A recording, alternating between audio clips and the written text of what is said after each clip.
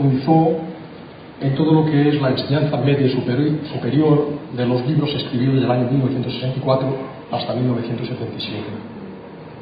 La segunda parte la dimos el año pasado en Peñíscola y era ya el mensaje oral, una amplia explicación sobre el contenido de toda la enseñanza que de palabra el maestro Samael dio fuera de los escritos y que, como muy bien nos dice, en los libros no está escrita toda la enseñanza. Él dijo cosas que no están en los libros. Posiblemente iban a estar en los libros si él hubiese continuado vivo, pero partió y quedaron ahí en las grabaciones. Por lo tanto, toda la transcripción de los cátedras recoge la enseñanza oral del avatar. Y esa tercera parte es el vehículo de manifestación en el mundo físico de la enseñanza, tanto escrita como oral, y es la escuela. Una escuela muy peculiar, una escuela que son las escuelas de regeneración. Aquí veis el título, ¿no? Y esas escuelas tienen unas características que nosotros queremos reflexionar en el día de hoy, basándonos en lo que nos dice el maestro Samael. Y lo primero que nos dice es lo siguiente: esta es una escuela de regeneración. No lo decimos nosotros, lo dice él. Una auténtica escuela de regeneración. Lo que sí decimos nosotros es lo siguiente: encontrar una escuela de regeneración, una verdadera escuela que lleve al despertar, es un honor y un privilegio poco común, muy poco común.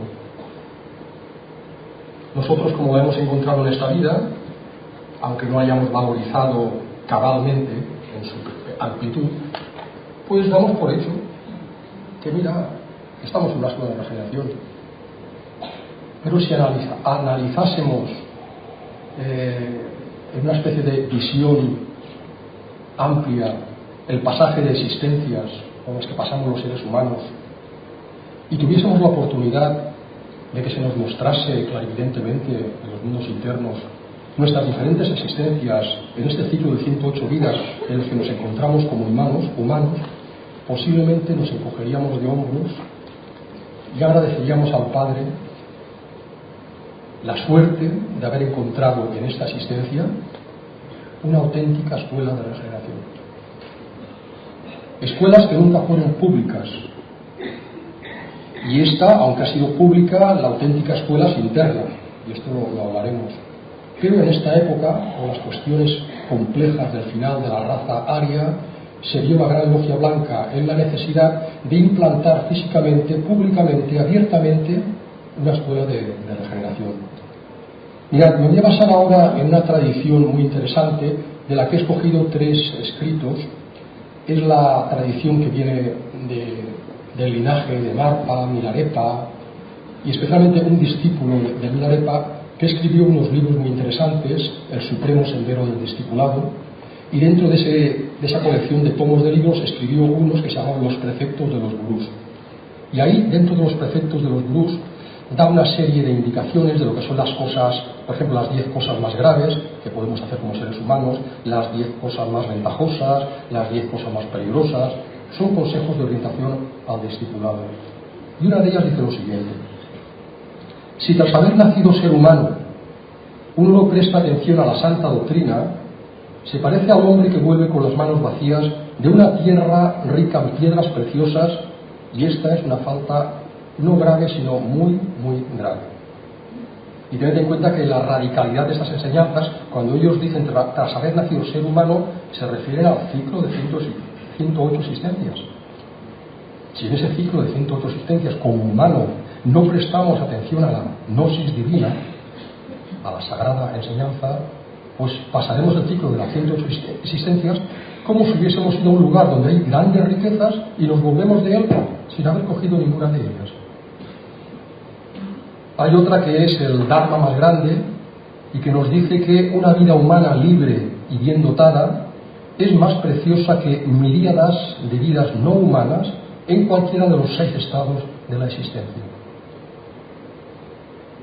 Nuestra vida humana, entre comillas, es una vida libre y estamos bien dotados, no tenemos deficiencias de alguna manera, obstáculos que nos permitan entregarnos al estudio, a la búsqueda del conocimiento. Y hay otra que nos dice, la cosa más preciosa, es una vida buscando la iluminación. Esto es más precioso que todas las vidas de una eternidad gastadas en mundanos propósitos. Una sola vida, dedicados de pleno a la búsqueda de la verdad y del conocimiento, es mucho mejor que millones y millones de vidas en los 6 reinos de la existencia, que ya sabéis que es el mundo de Samsara, y que, como nos dice el maestro Samael, terribles son los ciclos o edades de las transmigraciones. No podemos hacernos ni una idea de esos ciclos eternos, entre comillas, porque tienen su fin, dentro de la rueda de Samsara.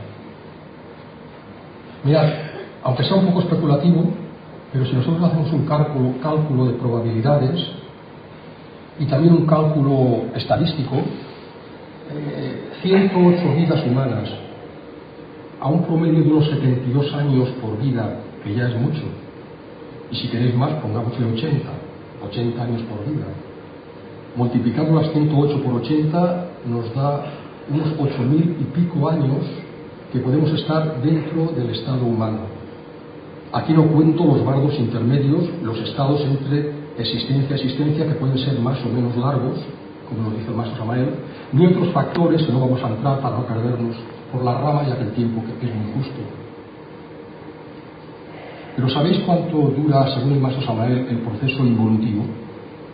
Una vez terminamos los 108 vidas, en un periodo más o menos de 8.000, 9.000, 10.000 años, dependiendo de las eras, porque en las edades de oro no vamos a reencarnar, y en las de plata tampoco.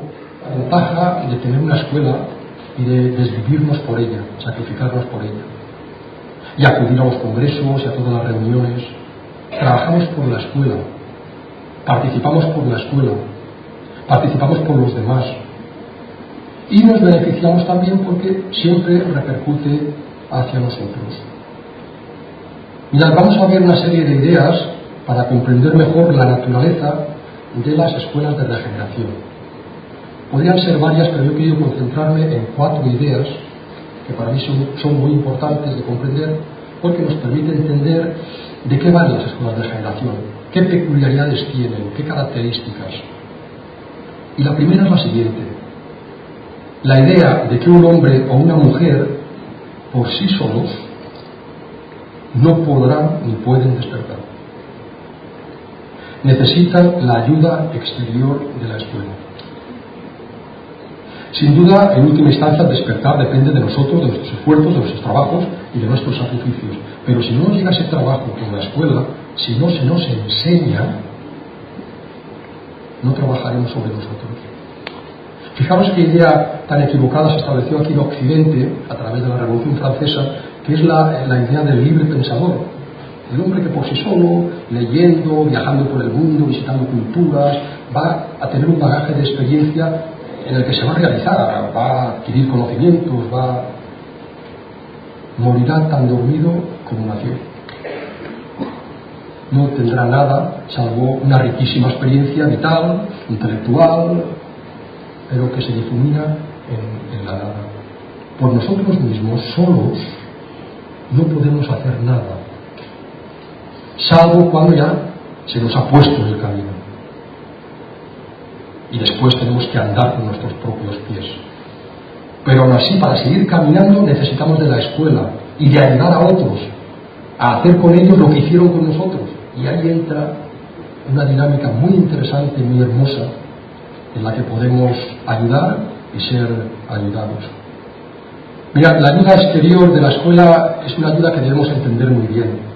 Me gusta mucho la idea de los 2 círculos, el externo y el interno, para reflejar esta idea. Y fijaros que en este, que sería el círculo externo, hemos puesto una serie de flechas que van en diferentes direcciones.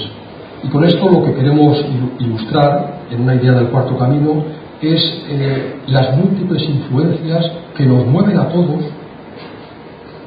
divagando, errando, hacia un lado o hacia otro, según la última influencia que nos ha llegado y que nos pone la máquina, al robot, nos pone en marcha para buscar un libro, para ir a ver una película, para la última impresión que nos llega y activa nuestra máquina. Esas son las impresiones, esas son las influencias externas que pertenecen al mundo y que no nos pueden sacar del mundo. Quedaremos atados en ellas. A mí me hace gracia mucho ahora ese término que se llama influencers. Y cualquiera se convierte en un influencer ahora. Tiene una página en Instagram, tiene una página en YouTube, cuelga ahí sus vídeos, cuelga cosas. Algunos hasta ahí muy bien, se hacen de oro vendiendo cosméticos o promocionando cosméticos. Y ahí vemos el poder hipnótico de cómo las influencias, revestidas con un brillo de Najemá, hipnotiza al hombre, a la mujer, para seguir tendencias externas que no nos llevan a ninguna parte. Estamos en un mundo donde se mueve un tipo de influencias que no nos van a llevar a ninguna parte. Y esto lo sabéis vosotros porque tenéis años de experiencia en estos estudios. Tiene que haber algo que venga del círculo interior, del segundo círculo, y que se meta en el círculo físico para que recibamos el shock suficiente para emprender el camino del cambio, el camino del despertar. Y tened en cuenta que esa influencia que viene del círculo interior y penetra en el círculo exterior no es la definitiva, porque como dice la Isabel, hay tres tipos de influencia: las As, que son todas esas blanquitas que veis en fechas diferentes, las mecánicas, las influencias semiconscientes, que son las que vienen del círculo consciente de la humanidad, pero que al mezclarse con nosotros en el mundo pierden la fuerza y la potencia shock que tienen desde el mundo interior. Y el tercer tipo, las que nos interesa, las experiencias directas, que solamente podemos recibir normalmente en los mundos internos o en el círculo interno, aunque los restos son muy grandes y aquí en el mundo físico nos pueden dar, dentro de lo milagroso, nos pueden dar shocks muy especiales. Esta influencia de la escuela, sus ideas, provienen del círculo consciente de la humanidad y, como dijimos antes, forman la gran cadena de oro de la logia blanca. Y lo interesante es que entre esos dos círculos, lo que esas ideas vienen a hacer aquí es establecer un pasaje secreto por el que andan muy pocos y podamos hacer el trasvase del círculo mecánico de la humanidad al círculo consciente de la humanidad, que tiene diferentes grados. Ahí están los hombres 5, hombres 6, hombres 7 y los más superiores. El hombre número 4 sería el que transita ese pasaje, todos nosotros. ¿Y cuál es la característica principal del hombre número 4? Que tiene un centro de gravedad permanente, al principio en el trabajo, en esos estudios. Y ha pasado su centro de gravedad de la falsa, mejor dicho, personalidad a su conciencia o esencia. Y aunque está en el mundo y participa del mundo y tiene familias y se gana la vida trabajando y tiene que relacionarse con el mundo, no está en el mundo. Su mente y su corazón no están en el mundo. La conciencia del hombre número 4 no está en el mundo, salvo en el sentido de que el mundo es una gran escuela, es un gran gimnasio donde él va a nutrirse para su propio autocrecimiento, para su propio despertar. Es muy interesante la idea de que solos no podemos hacer nada, de que necesitamos la escuela, de que esa escuela debe venir desde una influencia interés, rocambolescas, una amistad, un libro que vimos en una casa dietética, un cartel, y que sin saber cómo, al ir allí, encontramos lo que veníamos buscando sin saberlo, pero nos encuentra la escuela. No encontramos nosotros la escuela, lo cual es una bendición, porque significa que el encuentro con la escuela no depende de nosotros, ni de nuestra voluntad, ni de nuestro sueño, sino de la voluntad del ser, del Padre y de los maestros.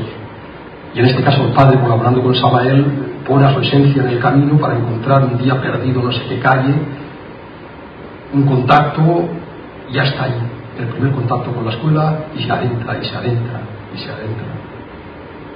Guardiación para volcarnos completamente a la enseñanza.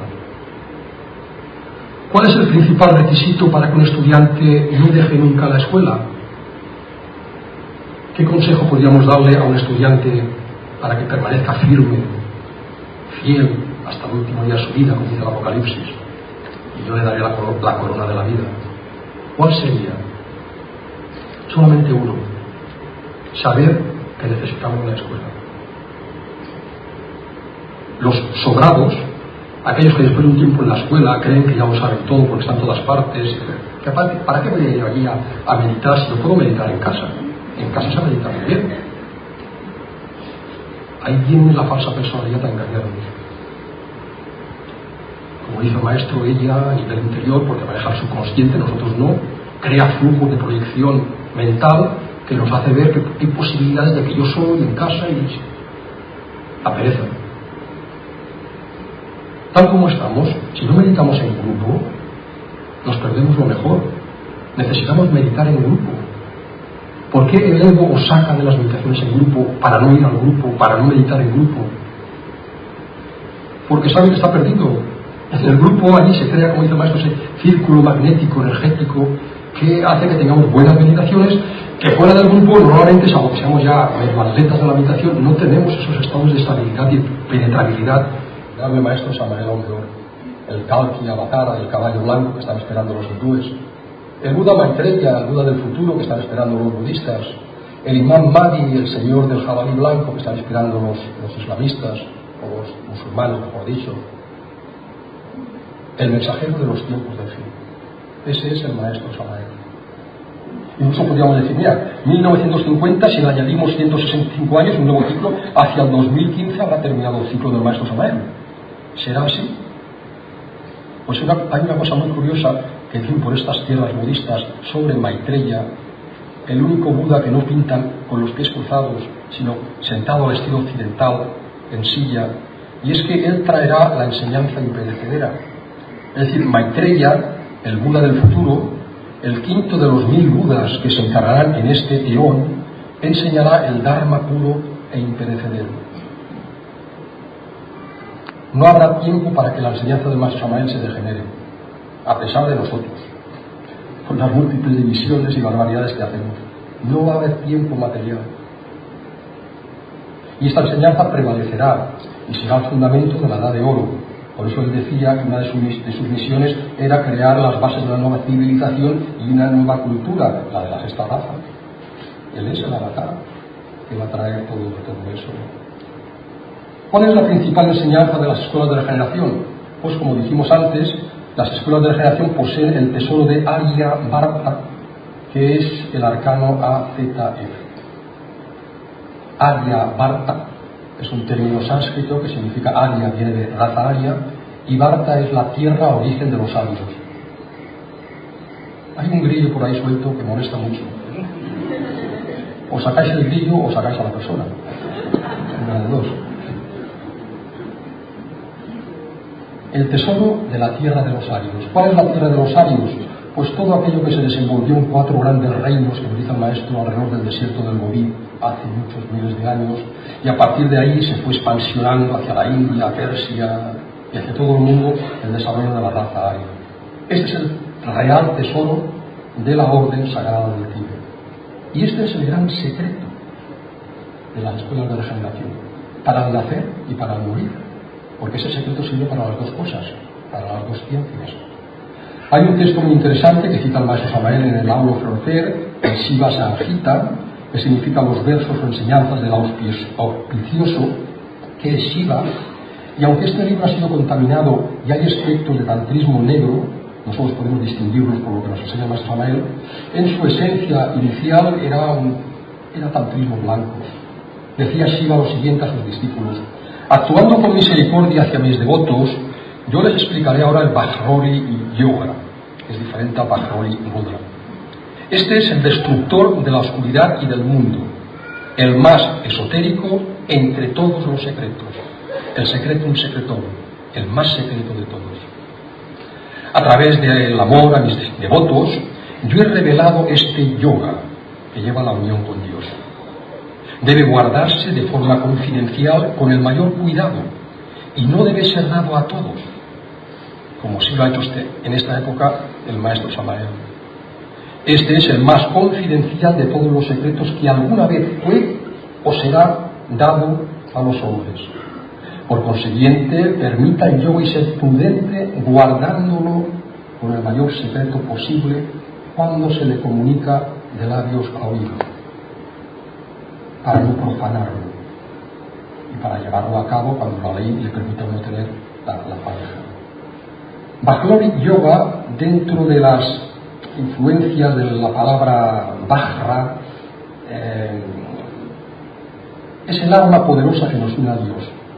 Y aunque Vajra tiene que ver con diamante y piedra preciosa, la identifican como un arma, que la veis aquí en el Dorje, que es como Vajra tiene nombre entre los tibetanos, que se dice que era el tridente de Indra y que Buda lo cogió, se lo quitó a Indra y juntó las tres puntas del tridente y creó un arma para luchar contra Mara y las potencias exteriores.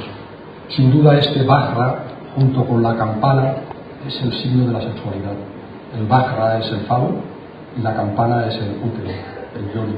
Y por eso el falo siempre está en sus manos derechas, cuando hacen sus mudras, y la campana sonando en su mano izquierda, en sus rituales como el Kalachakra, etc.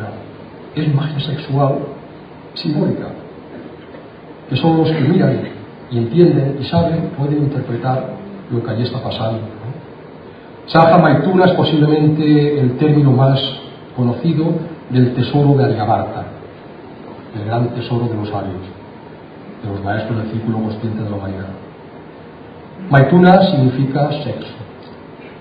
Y Sahaja sería o la original o la natural sexualidad.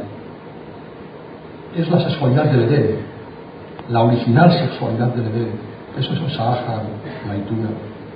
Tantra, ya sabéis que significa telar, tejer, y trabajar con el Tantra es trabajar en la confección de los vehículos internos, de los cuerpos con los que tenemos que revestir a nuestro ser.